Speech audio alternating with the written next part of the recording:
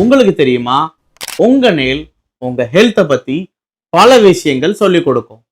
Brittle R week நெயில்னால உங்க பாடியில protein கம்மியா இருக்கு, அயன் டெஃபிஷியன்சி இருக்கு, ஆர் ஈவன் பயோட்டின் கூட கம்மியா இருக்குன்னு சொல்லலாம். ஆர் உங்க பாடி அதிகமா கெமிக்கல்ஸ் ஆர் வாட்டருக்கு எக்ஸ்போஸ் ஆகுனா இந்த மாதிரி வீக் நெயில்ஸ் கூட ஆகலாம்.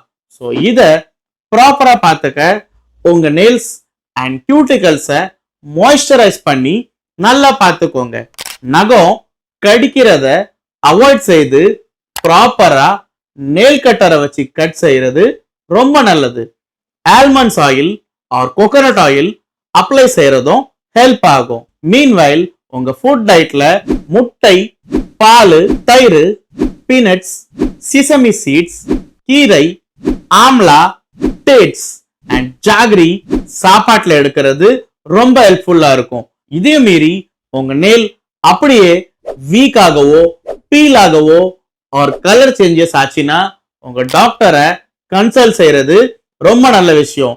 ஸோ ஃபைனலி நான் என்ன சொல்ல வரேன் அப்படின்னா, ஸ்ட்ராங்கா நெயிலை பார்த்துக்க ப்ராப்பர் நியூட்ரிஷன் கேர் தான் ரொம்ப முக்கியம்.